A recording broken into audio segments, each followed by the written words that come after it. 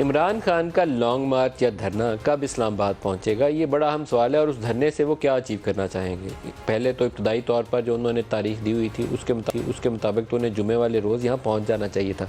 लेकिन आज एक ताज़ा तरीन बयान में उन्होंने कहा कि वो 8 से 9 रोज़ भी लग सकते हैं। ये दिन कम भी हो सकते हैं और ज़्यादा भी हो सकते हैं। डिपेंड ये करता है कि इमरान खान जिन लोगों से बैक चैनल में रब्ता करते हैं वहाँ से उन्हें कुछ ऑप्शन, कुछ गुंजाइश मिलती है। अगर वो नहीं मिलती तो फिर वो क्या करेंगे। 25 मई को जब वो इस्लामाबाद की तरफ आए थे तो एक जल्दबाजी में किया गया फ़ैसला था जिसका नतीजा उनके हक़ में कोई बहुत ज़्यादा अच्छा निकल नहीं था सकता। वो दबाव बढ़ाने की कोशिश तब आपको करनी चाहिए और मैक्सिमम होता है कि आप इस्लामाबाद की तरफ चढ़ाई कर दें कि आपको यकीन हो कि मैं शाम को इस्लामाबाद पहुंचूंगा तो ये चीज़ें मुझे मिल जाएंगी। जब वो यकीन ना हो तो फिर आपको बैक ट्रैक करना पड़ता है। अभी इमरान खान, मेरा अपना ज़ाती अंदाज़ा ये है कि जब तक उन्हें ये इस बात की तसल्ली ना हो कि जब वो इस्लामाबाद पहुंचेंगे तो उस रोज़ उनके पास ऐलान करने के लिए कुछ होगा तो तब तो वो इस्लामाबाद की तरफ आएंगे। अदरवाइज़ खाली हाथ इस्लामाबाद से जाना शायद उनके लिए सियासी तौर पर अच्छा ना हो, सियासी साख को उनकी नुकसान पहुंचेगा। तो वो सड़कों के ऊपर पंजाब में जितने दिन गुजार सकते हैं उन्हें गुजारने चाहिए और जितना बैक चैनल कांटेक्ट अपना बढ़ा सकते हैं उसको एक्सपेंड करना चाहिए कि कुछ मिल जाए। लेकिन दूसरा इशू जो है, दूसरा इसका हिस्सा वो ज़्यादा ख़तरनाक है। कुछ नहीं अगर मिलता, जिन लोगों से वो डिस्कस कर रहे हैं उनसे कुछ नहीं मिलता, क्योंकि वो कहते हैं शहबाज शरीफ के हाथ में कुछ नहीं है। मैं उन लोगों को पैगाम दे रहा हूँ जिनके पास ताकत है और वो ताकत का खुलेआम इजहार करते हैं कि ताकत किसके पास थी।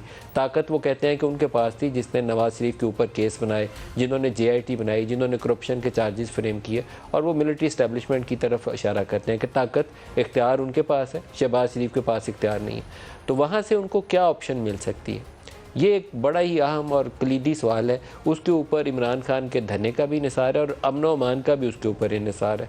अमन अमान का इसलिए कि जितने लोगों को वो मोबिलाइज़ करके लाहौर से निकले हैं, जगह जगह वो स्टॉप कर रहे हैं, मुकामी लोग शामिल हो रहे हैं। जमे गफ़ीर अभी वो उसको बनाया नहीं है उन्होंने, या बना नहीं है, लेकिन जब वो इस्लामाबाद पहुँचेंगे तो पूरी कोशिश करेंगे कि गिलगित बल्तिस्तान से भी लोग आएँ, AJK से भी आएँ और KP से एक बड़ा क्राउड वो मूव करने की, मोबिलाइज़ करने की सलाहियत भी रखते हैं और मूव भी करेंगे।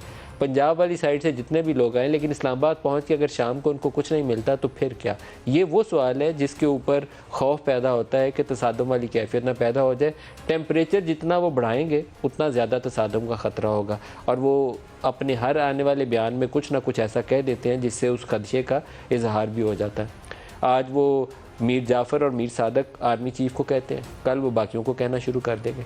वो इस हद तक जा सकते हैं कि जिससे वो इनवाइट करें ट्रबल कि आप बैल मुझे मार वाली कैफियत हो जाए। क्योंकि पाकिस्तान की हिस्ट्री देख लें, सियासी तारीख, तो इस्टेब्लिशमेंट का बड़ा ही पावरफुल और ताकतवर रोल रहा है, उसको डिनाई नहीं किया जा सकता। मार्शल में आधी पाकिस्तान की तारीख गुजर गई है।